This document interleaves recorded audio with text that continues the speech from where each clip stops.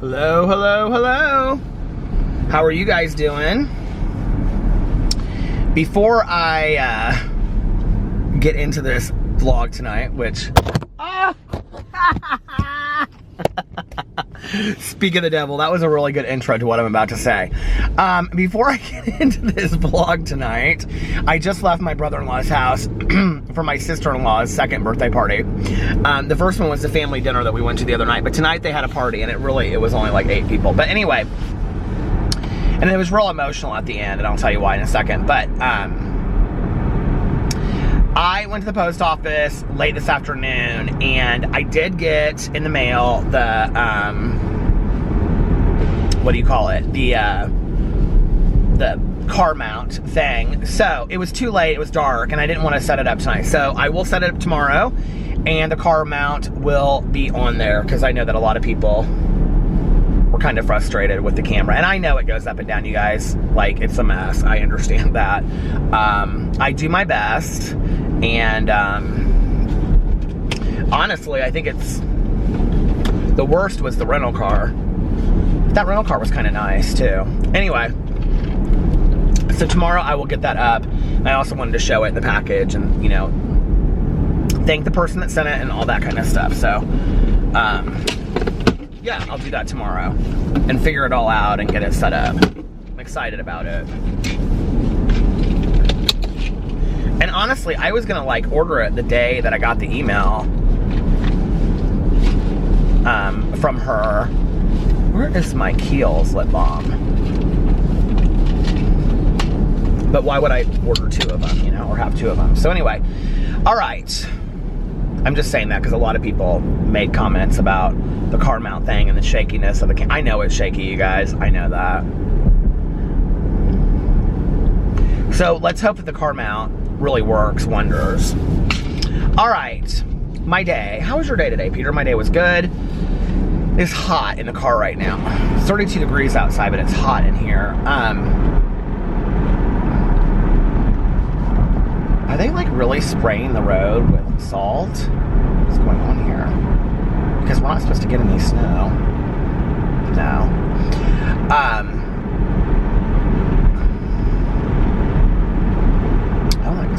Somebody put their car in the ditch, it looks like. Anyway, so I got up today. I did not make videos again today. Like yesterday I made the video on my review channel, but that was the only one. And today I just got so completely sidetracked doing stuff that by the time that I got home to make videos, it was late. And then I was like, you know what? I think I'm gonna take a nap. So that's what I did. I got up today and went and met up with a sober friend. We're doing like some service stuff together, so I had to go and meet up with them for that. And then I went and I ate at Ruth's Cafe. And I had a grilled cheese and tomato basil soup. I keep on going in there because I'm hoping that they'll have one of their other kinds of soup, which they don't. They keep on having, today they had like chicken enchilada soup, and it's funny because there's a lot of people that go in there and just sit by themselves. Maybe it's because it's so late when I get there. I get there at like 2:30 and they close at 3. That by the time I get there, maybe it's just that there aren't like tons and tons of people, you know? But yeah. So then I got home and I laid down and I took a nap with the dogs. Pee-Pee's cough was horrendous today. I was really, really worried about it. But it seemed to get better in the early evening. Like this morning and this afternoon, like when we were napping and stuff, he literally was coughing like every 20 minutes. I just was stressed out about it. And it seems like ever since I, you know, said something to the vet and she was like, oh, he's doing great, you know, and then I was telling people that how great he's doing. It's like the cough has kind of gotten progressively worse this week. So from now on, when his cough is doing really well, I'm not going to say anything about it. But poor guy. And so he let me snuggle with him while we napped. And I laid down at about 4 o'clock and I slept till like right a little bit before 6 because Alex was on his way home. And then Alex came home and I went and that was when I went to the post office box and I ran some errands. And then I came home and, did I do?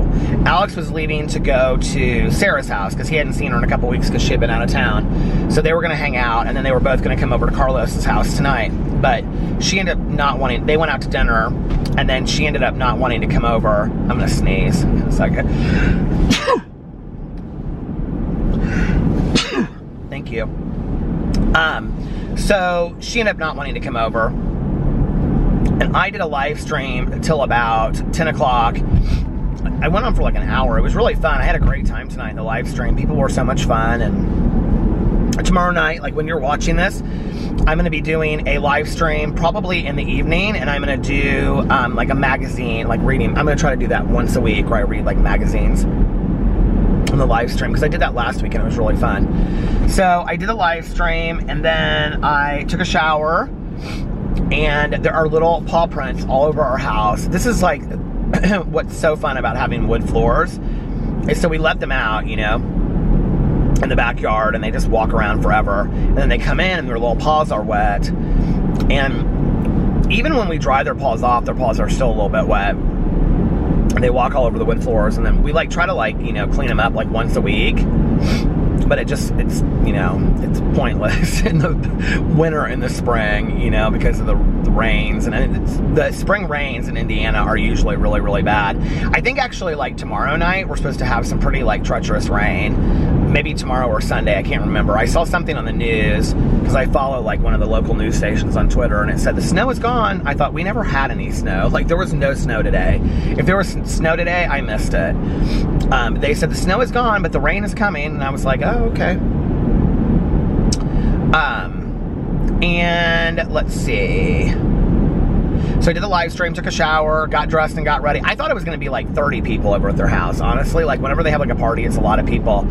And I got there before Alex did. And it was Carlos and Liliana, Alex's mom and grandma, the kids, Carlos and Sebastian, and then one of their, so then it was like another couple who they bring their son over because he's like good friends with Carlitos, and they were like playing, and then another couple that lives on the street that I've known like ever since I first started dating Alex, because they lived like right across the street when Alex's mom lived there.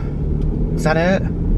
Oh, and then one other guy that I didn't know that was friends with, like, I guess he's visiting or something, and like knew Alex's mom from like, they went to college together or something, I don't know. He's like visiting his kids or something, so he was over there too. And that was it.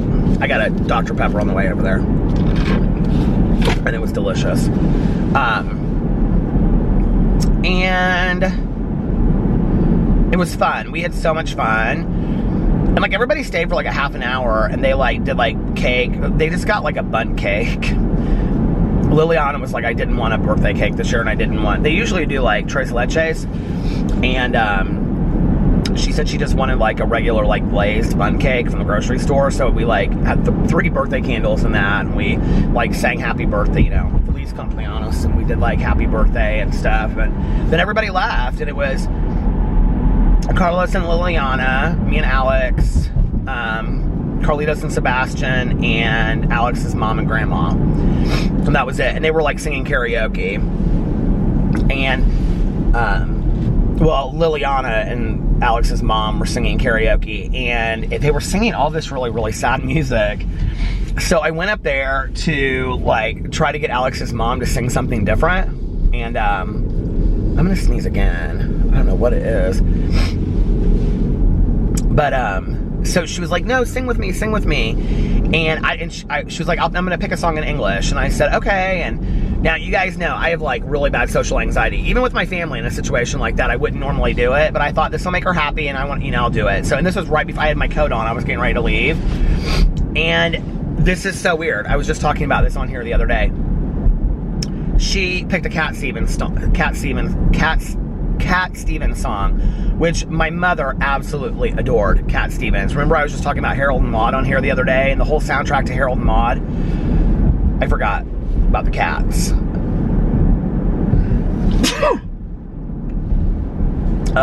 They don't have any cats anymore, but when Alex's mom lived there, she had cats.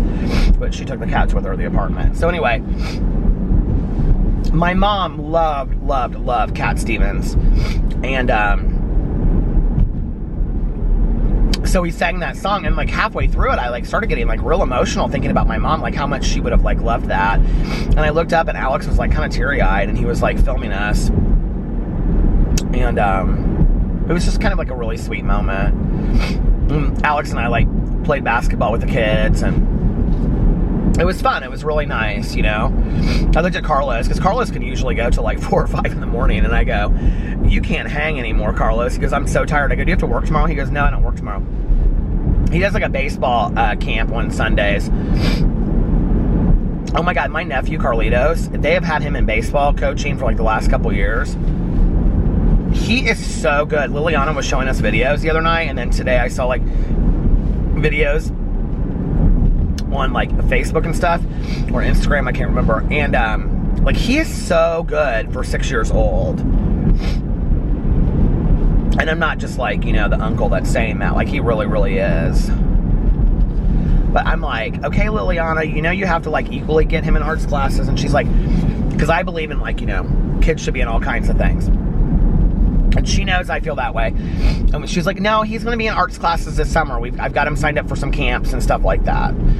And then I guess Sebastian, who just turned 3, is starting T-ball here soon. He's so hilarious. And she said during spring break, because Carlitos will be home, she is going, I said, like, how long does he wear diapers for? And she's like, it's time for him to start toilet training. So she was like, during spring break, we're going to do that. Because I guess she hasn't had time to do it yet. But anyway, so yeah, it was really fun. It was really nice tonight. And I just feel so blessed to have them as a family, you know. Liliana was teaching me Spanish tonight. I was practicing some of my Spanish that I've been learning. And she was teaching me things in the kitchen and like how to clean, how to say, you know, like, do you need help cleaning up and things like that. Because I asked her.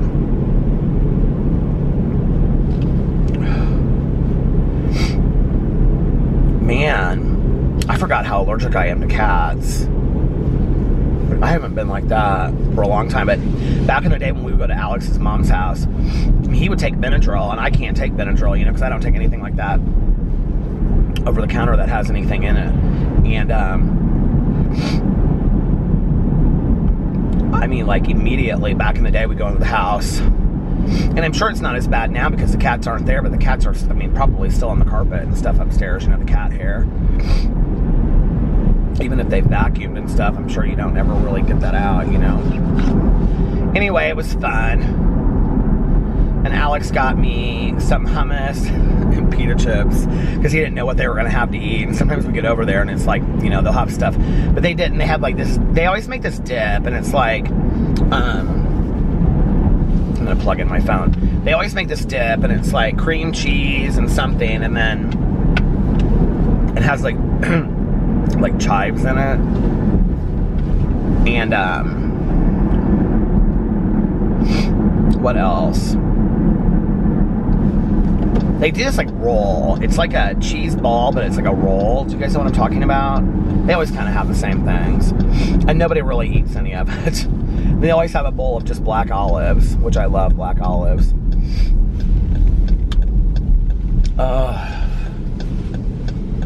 I kind of felt real drained all day today, and Alex was like, I hope you're not getting sick, because he, you know, he was just sick. And I said, well, I think if I was going to get sick from you, I would have gotten sick already. I don't feel hot or anything, and I didn't feel sick the whole night, but now that I'm in the car, like, my nose is kind of running a little bit.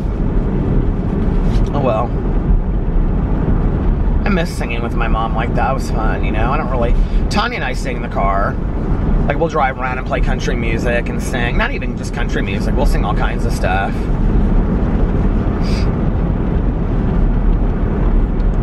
A lot of people won't sing in the car. Alex has this like one voice that he always does, like when he sings. It's always like, and it's always to like loungy EDM music. And he has this like very kind of like, who's the guy? Not Ricky Martin. Enrique Iglesias, kind of like, kind of whispered. He always does. And I always start cracking up, and he's like, that's why I don't sing with you in the car. And And he was laughing at me tonight, and I go, that's why I don't like practice Spanish around you, and I wait till I'm with your family, because they don't make fun of me for it. He just started laughing. I love my husband so much. He had this moment where he was like sitting in the kitchen talking to his grandma, and she is just so cool, you know, and he loves her so much. And Maya called, Alex's cousin Maya, she called. So then, of course, like, well, she FaceTimed, so of course then they, like, you know, pass the phone all around the table. It's real cute. They always do that. Alex's aunt and uncle weren't there tonight, but they don't usually come real late like that. Alex's uncle, Ed, he's usually in bed real early. He doesn't like to stay up super late, so, I mean, the party didn't even start till, like, 10-ish. Well, when I called Alex to tell him that I was leaving, he was still at his friend Sarah's house, and he was like, yeah, Carlos, I don't even think it's home from work yet. And I go, well, when does the party start? And he was like, well, my mom's been over there since like 9:30. And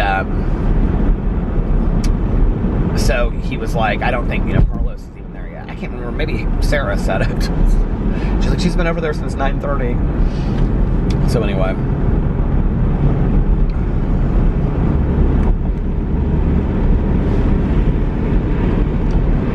But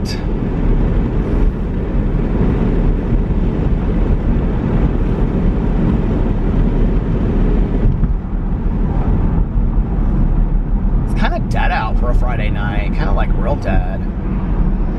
It's weird. I mean, it's not even that late out. I mean, it is late, but it's like 1:42. I mean, this is in the suburbs, so why would everybody, you know, in the world be like up and out doing stuff in the suburbs? But at the same time, it's kind of like even this place right here, this like Top Golf place, like it's usually packed on the weekends.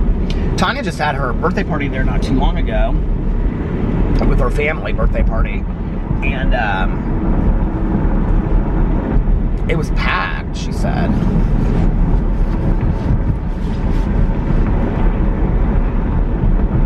It's not time to make a change. I've got that Cat Stevens song stuck in my head. I used to know all of those songs by heart. I think that's like one of the things I miss the most about my mom, you know, is that like she would sit like in the kitchen and like I can just remember her sitting there like doing dishes, and like I would talk to her, and like if there was like silence in the conversation, she would just like kind of start singing like a song, but like real low singing it, you know.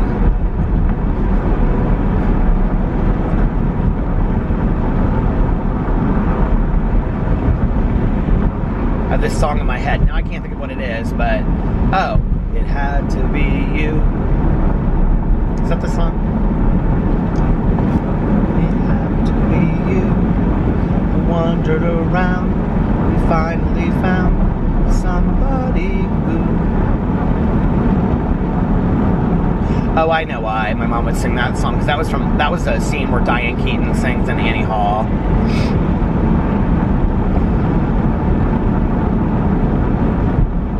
My mom loved all that kind of music, you know, like that back in the day.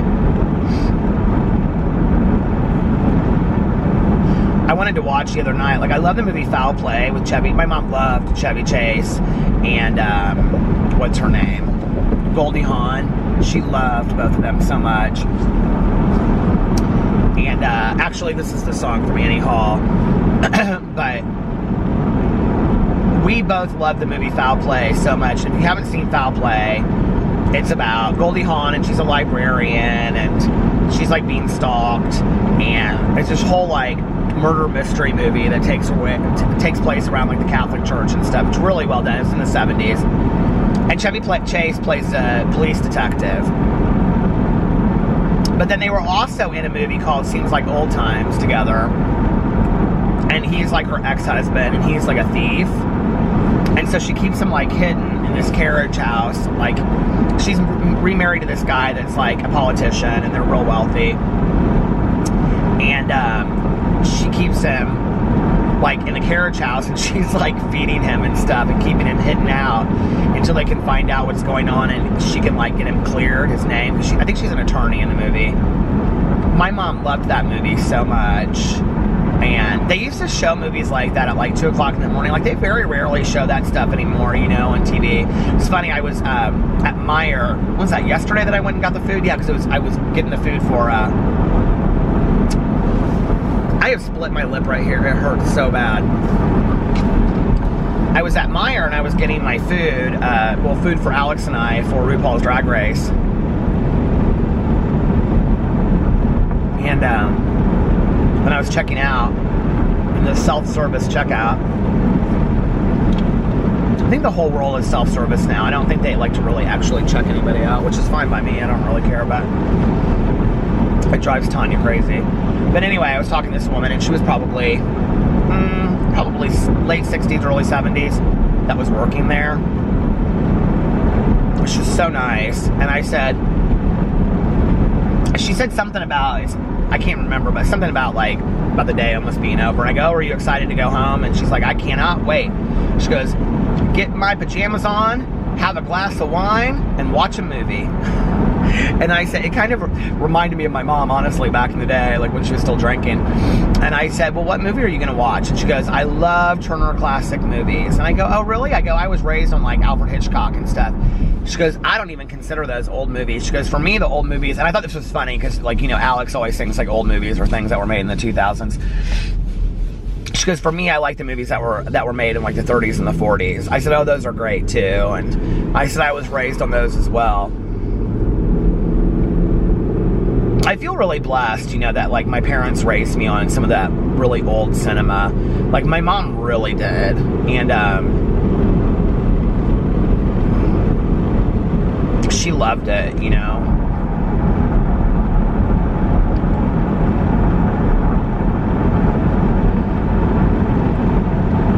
I remember my mom's friend Diane that lived on Beaver Island that died like 3 years before she did. It was my mom's closest friend in her entire life. She's the one that when I went over to her house when Diane passed away, and I said to my mom, I said, are you okay? Like, I mean, are you going to be okay or something? She looked at me and she goes, like, who will know my soul? And she was just crushed, you know. But Diane came to visit one summer, and I swear to God, she came, and it was like, she was there for like 3 weeks. And like the whole time she was there, like she and my mom would stay up. Like she brought a friend with her, and like they would all stay up till like super late. Like, I mean, nothing to me now, you know, like 4 or 5 o'clock in the morning. But I can remember I didn't like it as a kid. And I remember we went to the video store, and Diane like some of these movies she had never seen because she had been living on the island for so long, like Peter Sellers movies and all this kind of stuff. And I can remember they literally would rent like 8 movies at a time, and they would stay up and watch all these movies. And that was the very first time I ever saw Wait Until Dark with Audrey Hepburn, which is hands down probably one of the greatest thrillers in the entire world. If you've never seen it, it is like one of the most fantastic movies in the world. And I just passed her and it said Ninja Zone, and I thought it said Ulta, and I was like, is there an Ulta right there? And I was like, oh no, Ninja Zone. But anyway, it's one of the most fantastic movies, that like thrillers in the entire world. And I can, okay, the camera stopped. I can remember seeing it for the first time, and in that room that Diane stayed in, that was where we had this like L-shaped couch in there and the big TV where we would watch movies. But she had like the bed pulled out because that's like where they were sleeping. And so I sat on the floor like with my like back up, and I was like had, you know, like a pillow down there and stuff. And I can remember sitting down there watching this movie when my mom and like Diane were like sitting on the bed, you know, and it was like the lights were off and we were watching Wait Until Dark. And if you've never seen it, it is so good. And I mean, it's not like one of Audrey Hepburn's like really well-known movies, and it was later in her career. But so she plays a woman that's blind, and she lives in this basement apartment, and she kind of like gets involved in like these, there's like this like something gets, I can't remember how it, I'll have to watch it again, but she like finds something that these guys are trying to get, and hide in her apartment or something. I can't remember. But this little girl that lives upstairs, who she and this little girl don't get along very well. She ends up having to like use her as like a conduit to like get like messages back and forth. And these guys are like trying to kill her at the same time. It's so scary and such a great thriller. And, but we would watch those movies and like the Pink Panther movies, and they let me watch all those movies. I don't know that I even understood anything that was going on. I was probably 9 at the time, 8 or 9. Pink Panther movies and The Way We Were, of course, that was my mom's like one of her all-time favorite movies. But all those old movies, Arsenic and Old Lace, I love that movie. I own that movie. Arsenic and Old Lace with, I think Cary Grant is like fantastic. And Mr. Smith Goes to Washington, all those movies are so good. It's interesting when people say we don't make movies, like they don't make movies like that anymore. I don't know that I necessarily agree with that. I think there are some really great quality movies out there still today, that are really good. I think we just look at movies in a different way. Like when I go to watch a movie, honest to God, like I don't pick out the movies that we would look back on and be like, oh, these are the great movies, of the day. Like, I'm trying to think of like a Mr. Smith Goes to Washington kind of movie. I mean, that would have been like an epic movie out if it came out today. But like I went and watched The Wife, and if it wasn't nominated, I wouldn't have watched it. And I thought it was fantastic. I thought Glenn Close did such a great job. But then we look at movies like Peter Sellers movies. My mother would so argue this with me if she was here right now. But we have some true comedic genius out there to this day that are doing some hilarious movies, that 30 years down the road, 20 years down the road, they may be looked at like a true comedic genius. Wait Until Dark was a great movie, but I wouldn't say it was one of the finest movies ever. I would say it was a good thriller. There's a lot of great thrillers that are out today, I think the difference is we don't see a lot of original concepts today. So I'm always interested when you see like a really original concept in a movie, or like an original point of view. I actually really, really liked that movie with Melissa McCarthy. Can You Ever Forgive Me? I think is what it's called. But that was like a true story. But that was so, it just...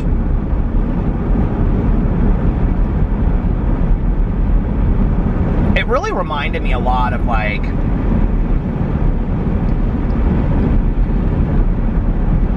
it kind of reminded me a little bit of Midnight Cowboy, if you ever saw that movie.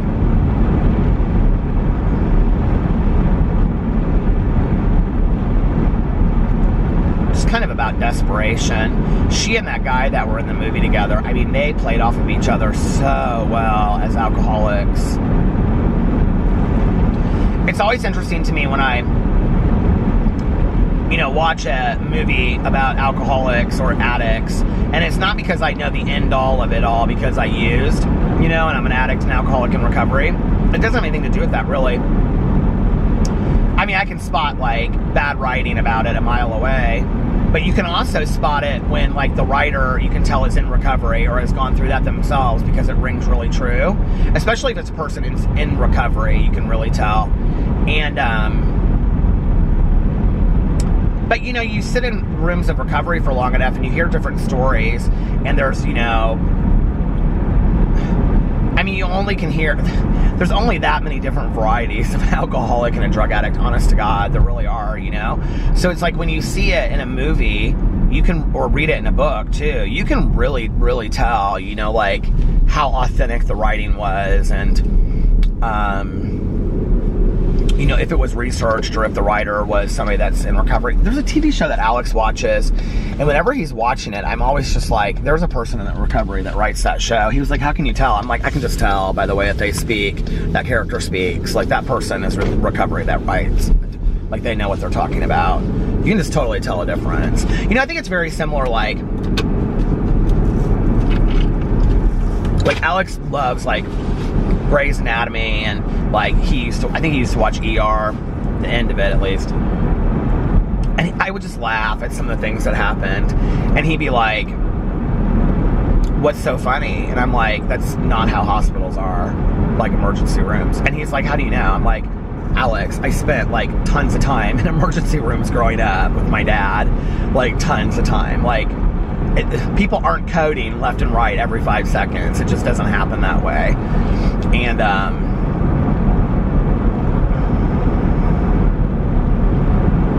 I do think that like nurses and doctors and techs get close because of that environment, but I don't think they're as intermingled. I mean, it's a TV show. I think people forget that sometimes, you know?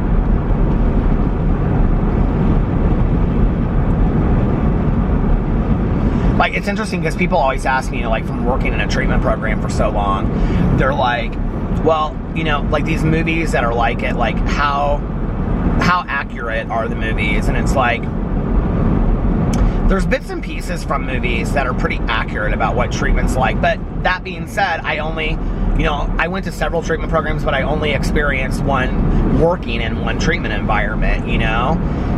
And I had residential patients that were there for a long time. So it was kind of like, that's my point of view. But I would say like 28 Days with Sandra Bullock, there were pieces of that were real accurate.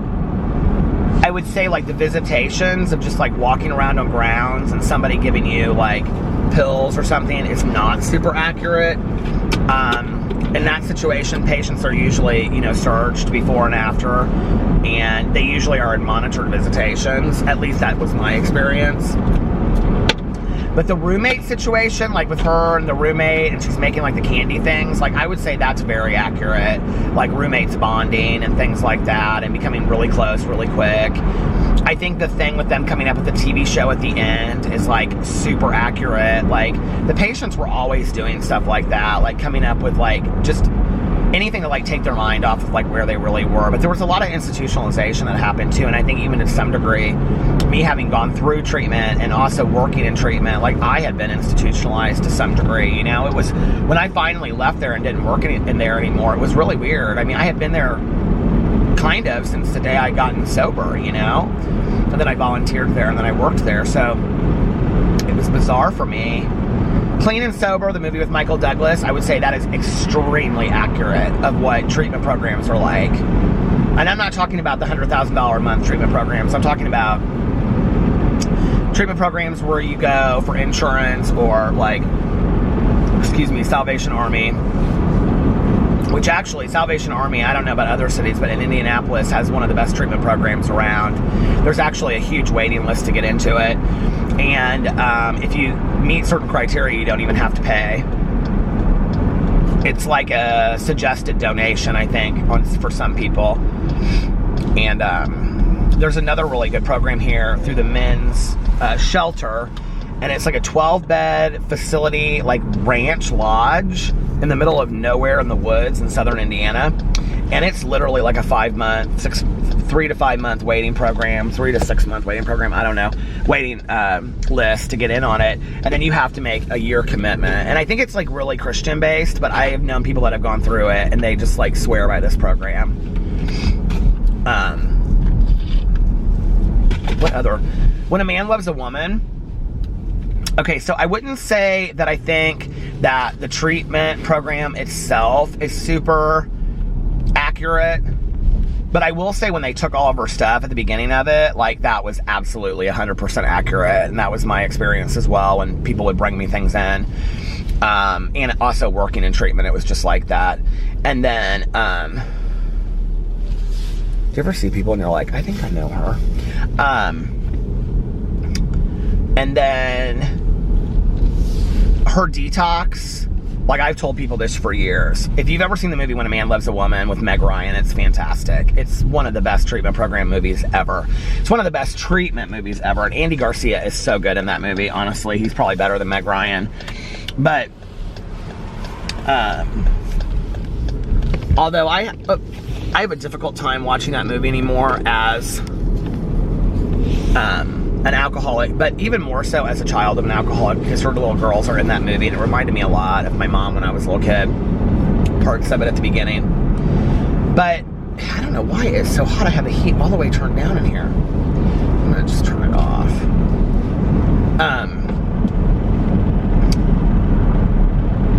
But the relationships, okay, first of all, the detox that she goes through when she's like screaming at the nurse, if you've seen the movie, if you've never seen the movie, find it. It is so fantastic.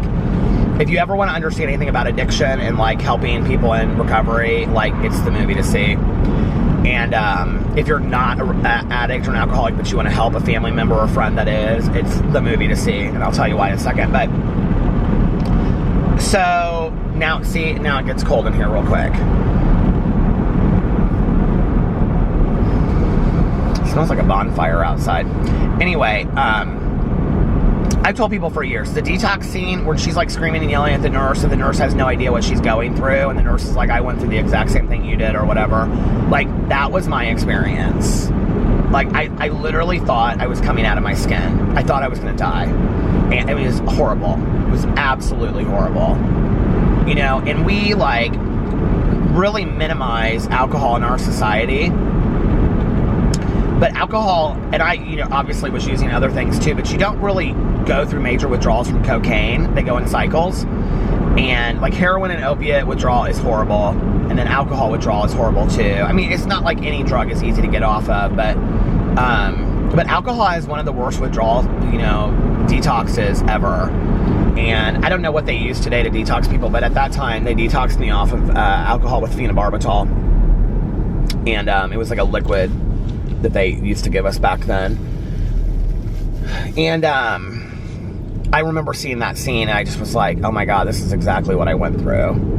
And then the relationships that she built, like she built this really strong relationship with Philip Seymour Hoffman, and like her husband can't really understand what she's going through and she like leans on him. Like, that is so true. You like have this immediate like connection with people in recovery and people that you've gone through within treatment, you know. And it's sad because like I've talked about this on here before, you know, like out of all of the people that I went through treatment with, I think like there were only a couple of, there was like 3 of us, like men, I don't know about the women, that, you know, at that time ended up sober.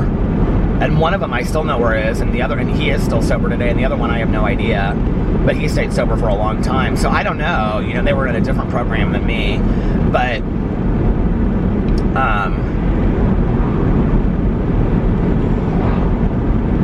that movie is so fantastic because it shows like Andy Garcia is not understanding really what she's going through, and then he almost kind of becomes jealous of her disease of addiction, and he also becomes kind of jealous of her support network and her 12-step group. And that's very common. It's like really, really common with people that are sober, especially people that are newly sober.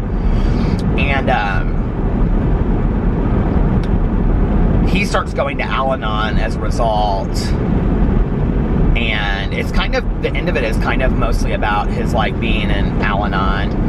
And I think it's a really great movie to show Al-Anon, because we don't talk enough about Al-Anon. I can't sing its praises enough, you know. And if it wasn't for Al-Anon, my mom would never have gotten sober. She got into recovery by way of Al-Anon, because she was sitting in a meeting, and her friend was taking her to Al-Anon meetings, and one day she was, I mean, she had been to AA meetings before, but she was sitting there and she was like, okay, this is my story, like I'm in the wrong program. And that was really kind of a big part of her story too, you know, which I never heard her give her lead. We agreed that we would never sit and hear each other's leads. And I'm happy about that my mom and I kept our programs so separate. Like, that was like something we agreed on early on. What are the other recovery movies? I'm trying to think. When a man loves a woman. That's such a great movie. When a Man Loves a Woman. I know somebody out there is like shouting it. There's another recovery movie. I don't know why I can't think of it.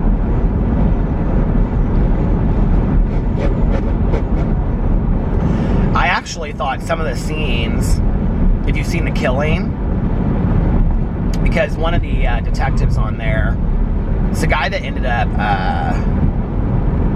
playing the other presidential candidate in House of Cards.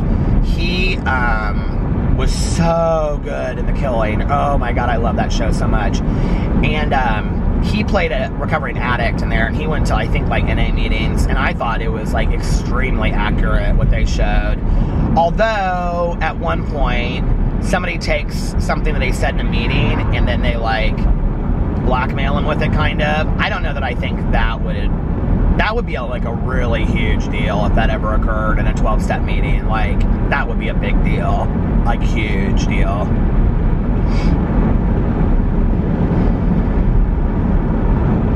I mean, I'm not saying that it has never happened. I'm sure it has, but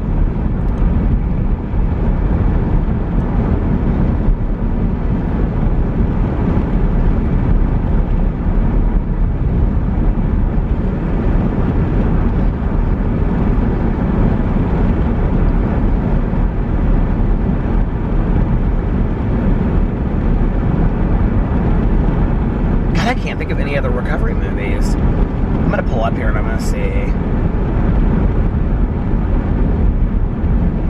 I feel like I know what they are. I feel like there was one not too long ago. 28 Days. I mean, I feel like in the last 10 years, since all those movies came out, we've got like so many more. Don't you feel like that? Like there's so many more. And then, you know, Tanya and I read a lot of the memoirs. Blackout. I used to, Dry by Augustin Burroughs used to be my favorite recovery thing. And then Drinking a Love Story by Carolyn Knopf. I love that book. But recently, Tanya and I both read Blackout, Remembering the Things I Drank to Forget. And that book was surreal. It was so good. And it was like a lot of my story. Caught it. That book that is called Girl Walks Out of a Bar, I did not like that book. I mean, I didn't think it was one person's story. I just didn't relate to it. Whew, it's hot in here. I know you guys are probably like, we don't really care what the movies are, but I do. I want to see. Oh, my iPod is playing Stevie Nicks After the Glitter Fades from the Belladonna album, which is probably one of the greatest albums of life. Okay, let's see. Addiction. Do you ever look like you're spelling something on your phone and you look at it and you're like, what did I just spell? And it's like, it has 50 letters in it that don't belong. Addiction. Recovery. Movies. Do you know what came up? Tattoos and quotes. Not funny. Flight. I have not seen Flight. Thanks for sharing. That was fantastic. But I don't really remember it very well. Rachel Getting Married. I've never seen it. When a Man Loves a Woman. Oslo, August 31st. I haven't seen that. Gridlock, Down to the Bone. My Name is Bill W., which I've seen that. That's about Bill W. and Dr. Bob from Clean and Sober. That movie was 1988 that it came out. When did When a Man Loves a Woman come out? See, When a Man Loves a Woman came out the year that I got sober. When a man loves a woman. Here, 8 great addiction recovery films. Let's see what it says. Clean and Sober, Smashed. Is that based on the book?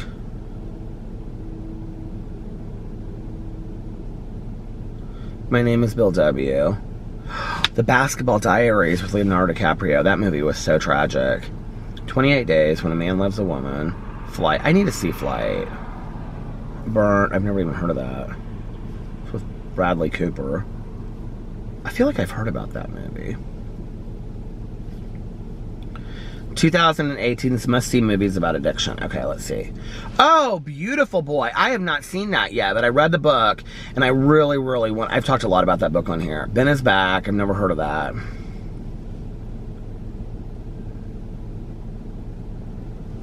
Sounds good. 6 Balloons. That's it?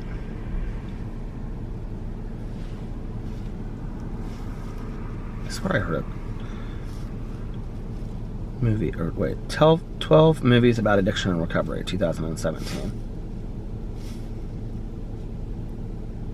28 Days. They called that a quirky addiction and recovery film. You Kill Me, Everything Must Go.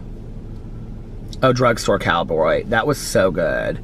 I wouldn't know that I would say that I think that that's about recovery, though. Grim independent addiction recovery films. Drunks. Now, I feel like I did see that. I feel like it's real depressing.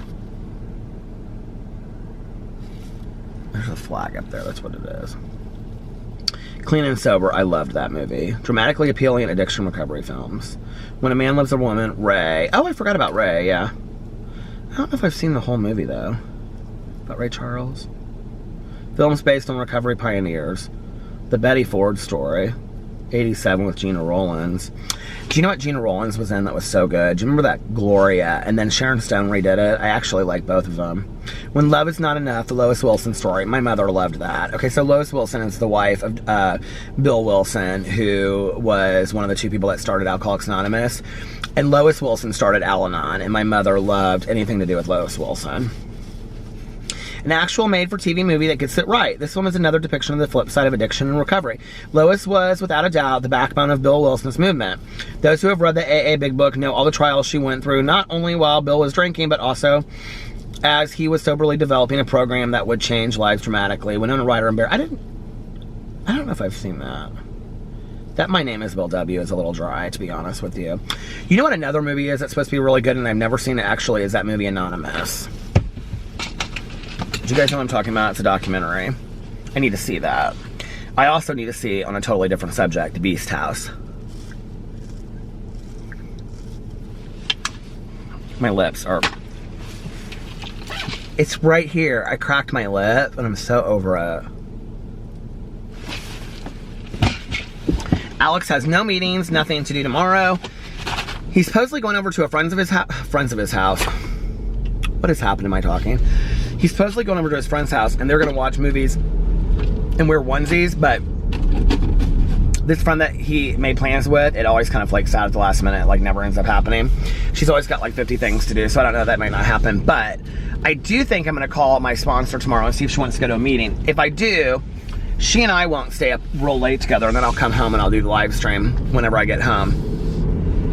But I was going to do that with her earlier in the week, and I never did it, so I'm going to call her tomorrow and see what she's doing tomorrow night. Maybe see if she wants to go out to dinner or something too. We need to catch up. We need to catch up. I love being sober. I don't actually, I mean, I talk, okay, it stopped, and then I like reached to do it, and I pushed it over, and then I had to like keep on reaching. So anyway, I'm back. Okay, I was talking about, you know, I love being sober, and I mean, I know I talk a lot about it, but I talk a lot about like the tragedy of sobriety and, you know, all that kind of stuff. And it was interesting because I was talking to a friend of mine today that's not sober, and I was like telling her about the inventory process, and you know, she was like, well, what do you do with it? And I said, well, you know what you do, like what I'm doing right now is you make a list of your resentment, you make a list of your fears, and you make a list of your like sexual conduct, right? And being that this is really like my inventory from a little bit before I was, you know, married or together with Alex, it's really just my fears and my resentments that the one I'm doing right now. And I was telling her that, you know, what you do is so when you make a list of your fear or your resentments, you make a list of like who you're resentful at, right? And it could be anybody, it could be an organization, anything. And then you say like the next column is you talk about why you're resentful at them. Like what did they do that made you resentful? And it could be a couple things. And then you talk about like what areas of your life did their actions impact. And so then you go in there and you look at, well, you know, it affected my confidence, it affected my ego, it affected my, you know, relationships with others, it affected my money. So, you know, you go through there and you kind of like, depending on what it is, right? So maybe you're resentful at like, I don't know, I'm trying to think of a situation in the past, something that was on like my first resentment list. like an ex or something like that, and maybe like I was resentful at like how the relationship ended, and so then, when we broke up, I like didn't have very much confidence in myself, and maybe the way they talked to me wasn't very nice, and so, like I believed the things they said and whatever. But then the fourth column that you usually go over when you do a fifth step with your sponsor, so that's a fourth step that you do that. And the fifth step is like going over that with your sponsor, but you could do it with a minister or rabbi, you could do it with a psychiatrist or counselor or whatever. The fifth part is, but typically people do it with their sponsor or another person in recovery. There's actually some places that do like group fifth steps, which I can't even imagine. And you go over that with, like for me, I go over it with my sponsor, and then I talk about the fourth column is, well, what's my part in that? So, and there's a lot of things that it's hard to look at. You think about some things you'd be really resentful about in your life that had happened, and, to take a look. And I really struggle when I've gone over fifth steps with people, and there are just some things in this world that you don't have a part in. Other than maybe like struggling to work through it or something, but like other than that, like we just don't have a part in everything that happens to us. We just don't. And anybody can argue with me on that, but like there's just some things that have happened to people, in this world that we don't have a part in that. We just don't. But I'm not talking about those kinds of things. I'm talking about relationship issues. It's like, when we're older, and like what's our part in that? How did we act? So then what you do is you go on, once you've done all that, and you've identified your part in all of that, because what you see then is, well, I really have a part in a lot of almost everything that happens to me, today. And then you look over, then 6th and 7th is about character defects. 6th is identifying them and, working on them. And 7th is about letting them go. And so when you go through your 5th step, you look at your behaviors that you had, like in the 4th column, you look at your behaviors of how you acted out. And usually there's a theme, and what you can see is the themes of your behaviors, okay? Like in the past, like this is a big theme of mine, it's gonna be a big theme when I finish it, is that I've been very reactionary to people, okay? And I've said things that I'm not proud of in my reactionary behaviors. And so one of my character defects is that in the past I haven't spoken to people very nicely, or that I'm reactionary, or I say things that I don't mean, and those are character defects. And step 7 is letting that go and working on those character defects. But then step 8 is about making amends to those people that we harmed in the past. You make a list in step 8, and step 9 is that you made direct amends. And you go back, not always, but you do go back to that resentment list, and you take a look at people that you have harmed, on your inventory, even though it started with a resentment that you might have towards them. And this is hard, because often it's people that you're like, I'm not making an amends to them. But to really truly clean your side of the street, to really truly be free of the anger and the resentment, you have to do that. You have to make a direct amends with no expectations on their part whatsoever that they're going to take responsibility for anything. It's not about that. It's about you taking responsibility and making amends to that person, And when I've done that in my life, it's been freeing. It's been, unbelievably freeing. And also what has happened in that moment is that, like, let's say previous to that, I felt like, well, they owe me an amends, like they should take responsibility for their actions. What's happened to me in the moment where I have taken responsibility for my actions, and I've prayed on it, and I've talked about it with my sponsor, and I've gone into the amends with no expectations, it really doesn't matter whether or not they take any responsibility for their part in it or not. It just really doesn't, and I've walked away clear-headed. Like, I did my part. I did the best I could. I learned from my behaviors, and, and that's a lot of what I've been working with my sponsor on lately, is looking at all of that stuff, And then to go on, step 10 is taking a daily inventory and looking at your behaviors on a daily basis. Step 11 is conscious contact with your higher power. praying and meditating on what their will for us is, what your higher power's will for you is. And step 12 is having had a spiritual awakening as a result of these steps. You carry this message to other, alcoholics or addicts, and practice these principles, all the principles that we've learned through the 12 steps in our daily practices. It's not what it says, but practice these principles in all of our affairs is what it says. So what you do is you look at that and you continue to take daily inventory, and you admit when you're wrong, and you make amends to people, and you practice these principles in all your daily affairs, and that's why it's a design for living, is what the basic text tells us, because it teaches you how to live in a different way.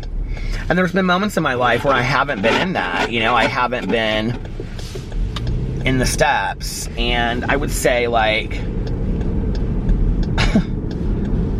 weirdly enough, in the last 6 months, I've been kind of forced to look at that stuff because I wasn't happy with the way that I was thinking or, reacting to things, and I didn't want to be that person anymore. So it's been really healthy for me, and it's been really evaluative, and I've really been focusing a lot lately on who I am and who I want to be and what I need to do to correct all of that. And there's still a lot of work there that I have to do,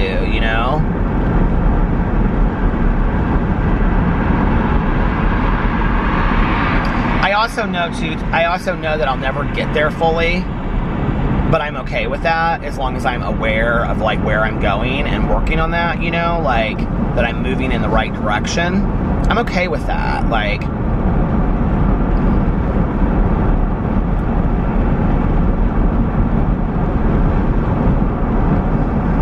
It's kind of like when you have this huge,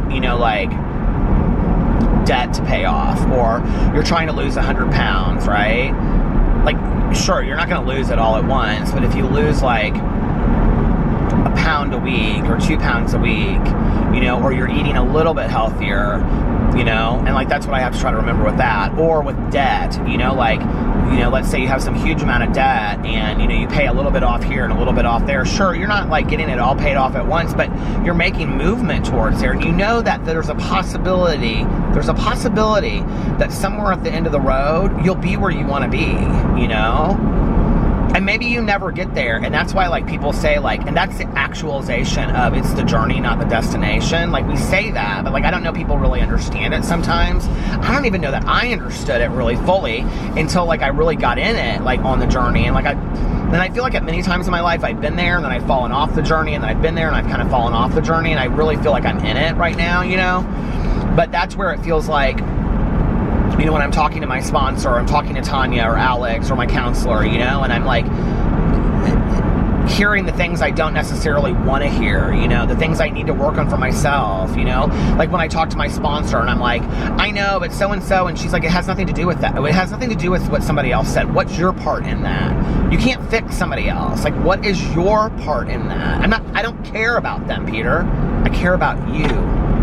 I care about you having clear conscious of mind, and you having the best life possible. That's not an easy thing to say to somebody, but that is truly, those are words of love. And I feel so blessed today to fully be immersed in recovery. It's given me a life beyond my wildest dreams. Honestly, it has. It was interesting because I did this thing on my Instagram where I had people give me their assumptions about me. And it was funny because there were probably, I don't even know how many I got. There were I screenshot them all so I could do the video later. And there were 8 on there. I bet I got close to over 100 assumptions, right? I bet there were 10 on there that people were you're really wealthy. Their assumption was you're really wealthy, or you have a lot more money than you let on, and things like that.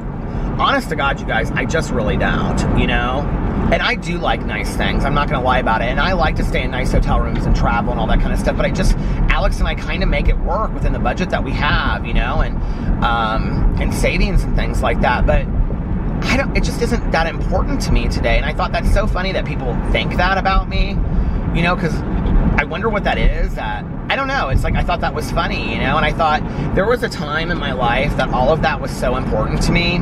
It's just not, you know.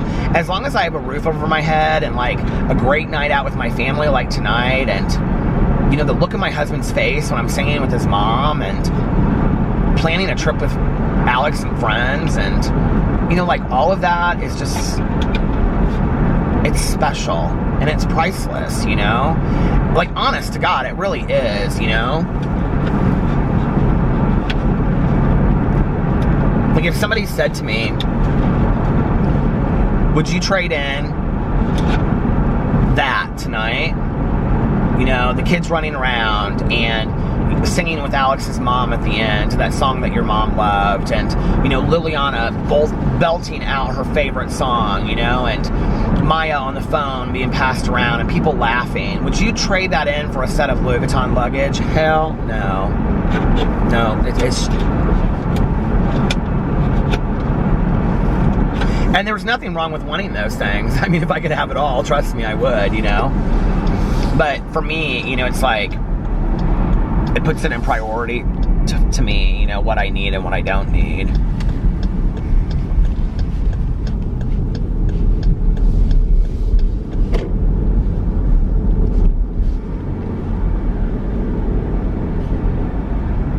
It was funny because I was listening to my iPod earlier today and this song came on.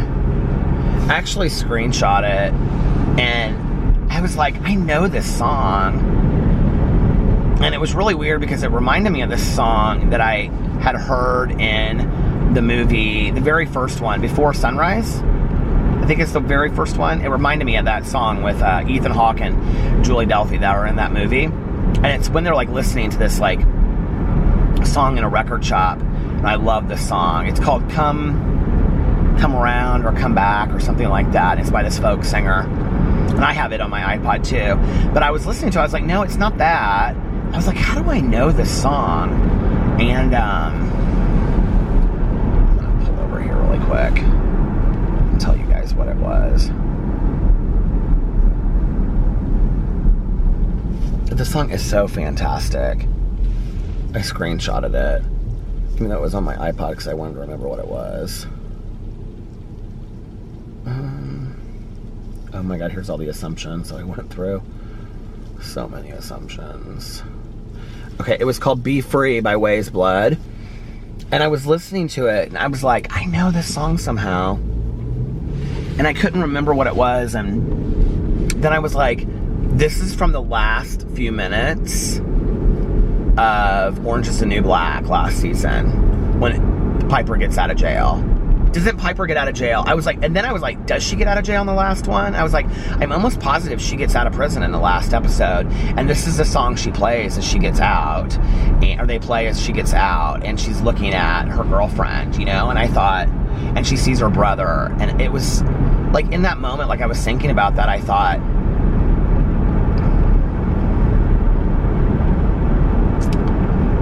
you know, I remember my mom saying to us, it's just, you know, I'm just a bag of soul. And I think, like, in reality, like, life is so just about, like,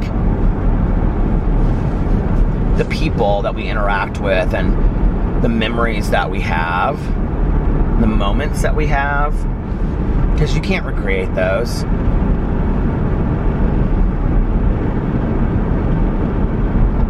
You know, for years, you know, we had this group that went to meetings together, Tanya and I, and then, you know, one person moved away and another person moved away, and then it was like, there was like 8 of us, 6 or 8 of us. Well,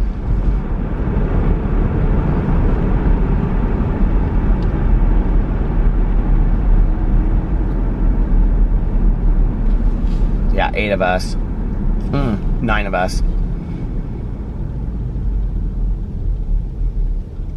One of them being my old sponsor. And part of the problem with him is he's just like older and he suffers from severe arthritis, rheumatoid arthritis, so he doesn't really go and do anything anymore. But, you know, one person went away, then another person went away, then another person went out, then another person moved. And they all like went separate ways, and this had been like our group that we had hung out with for years. And And I remember Tanya and I would like, we'd try to recreate it. You know, we'd sit on the back patio and whatever, and it just made things sad, you know? And we'd end up just talking about, do you remember when? Do you remember this? Do you remember that? I remember Tanya looked at me one night and she said, she called it actually the ghost of the patio. All the people that used to sit out there that aren't there anymore. And she said, I'm kind of tired of being fixated on like the ghost of the patio. She was like, I want to make some new memories and have some new fun. And that was kind of a turnaround for Tanya and I, you know?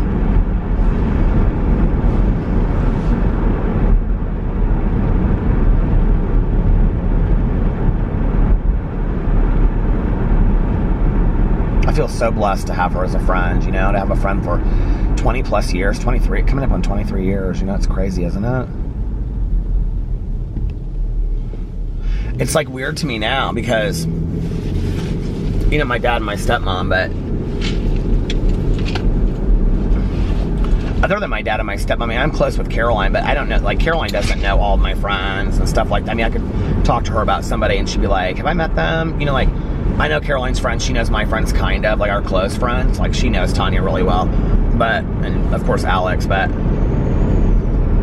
and she knows like 2 of my sober friends really well. Oh, and she also knows a friend of mine, the one I went out to lunch with. She went to high school with her. She knows her really well. But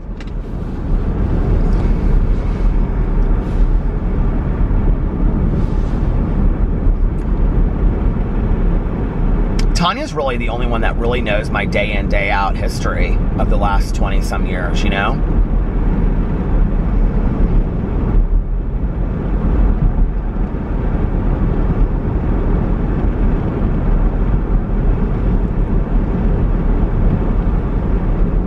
Kind of sad as you get older. Like, that's one of the things that like people don't tell you about. This just got real morbid, didn't it? But one of the things they don't really tell you about, and I guess, like, you know, it's interesting because as an only child, well, I was gonna say one of the things they don't tell you about is that as you get older and people move away or people pass away, it's like the people that know your history aren't really around anymore, and so it's really only you that knows your history, you know? And you know, like, even with my dad doesn't know, like, the stuff that happened with my mom's side. And Caroline only knows some of it, because she wasn't there for, like, hanging out day in, day out with my mom and stuff. And, so it's hard. I think the thing, like, you know, it's interesting as an only child, I worried about having to, like, go through funerals by myself. Like, all of that. And with my mom, it wasn't really that difficult.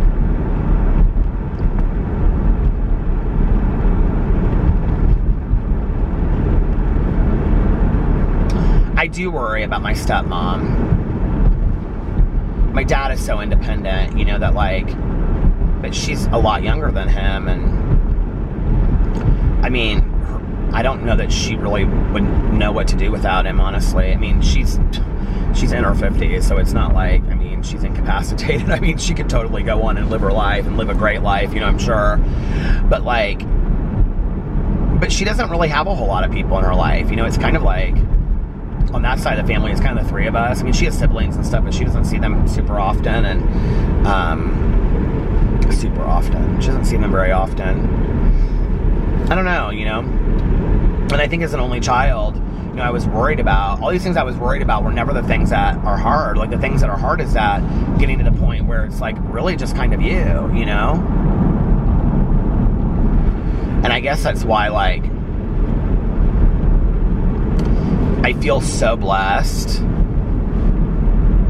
to have Alex and his family.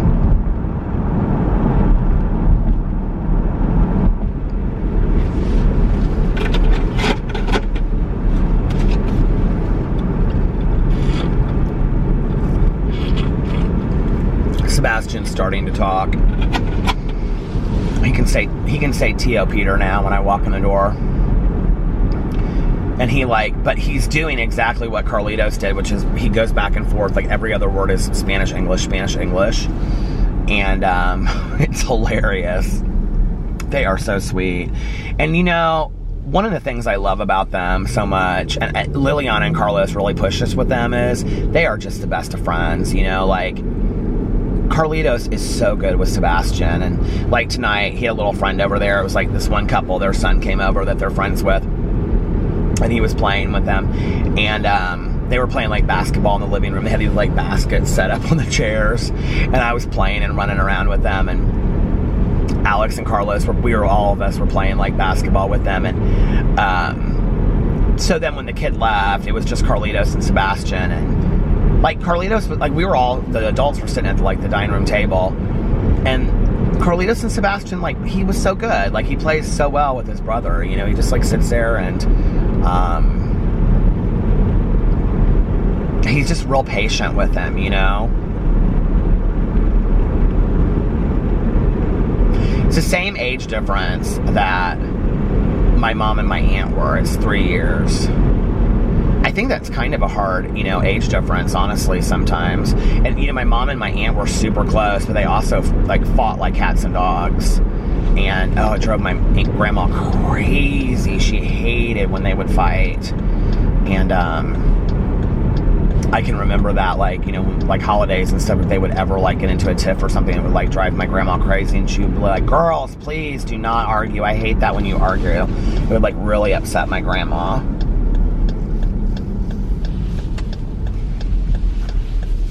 It is pitch black out here tonight, out in the middle of nowhere country. It's kind of pretty, though.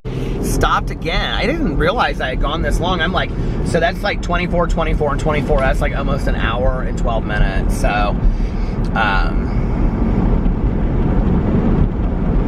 I know y'all love the really long vlogs sometimes, don't you? Last night's was like an hour and 20 minutes. Was it last night or the night before that was like an hour and 20 minutes? I don't know. But I'm going to finish it up here in a second. I just feel so blessed for my life, you know.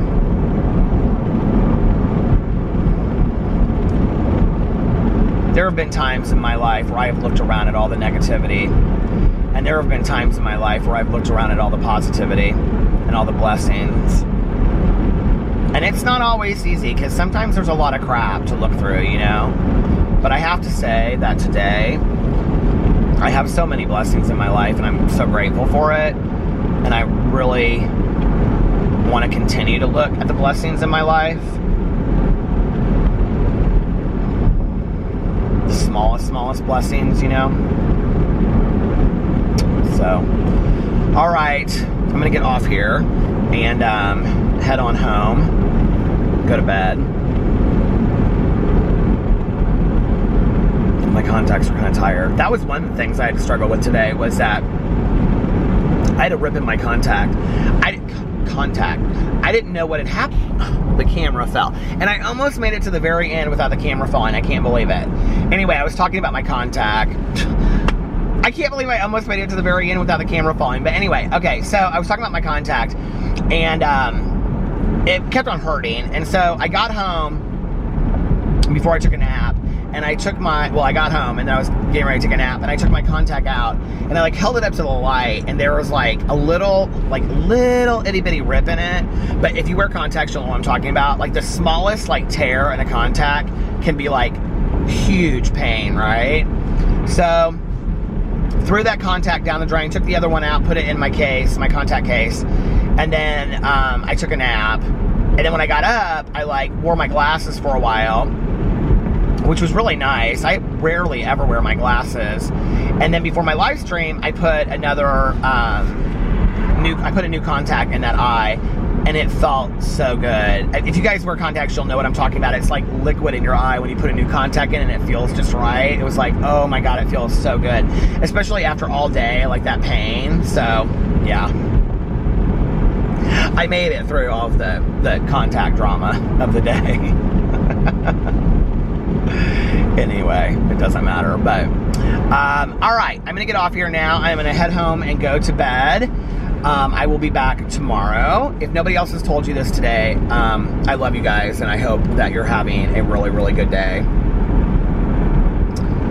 treat yourself nice. Do something that you wouldn't normally do for yourself. Get yourself a special coffee or a little ice cream or, I don't know, a little notepad or something that will make you happy. And you guys, legit, I don't think this vlog wants me to end, okay, or to end appropriately, because my battery just died. And thank God I had my other battery with me that I had charged. So anyway, where was I?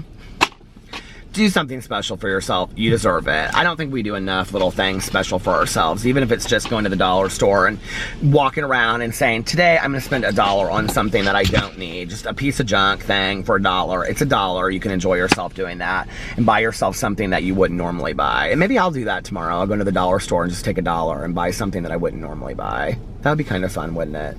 So go treat yourself, something that you wouldn't normally buy. And if you do go to the dollar store, leave it the comment underneath here, like what you bought with just $1. And yeah, and have an amazing day unless you have other plans. I love you guys, and I hope you're having a great weekend, and I'll see you tomorrow. Bye. I love you.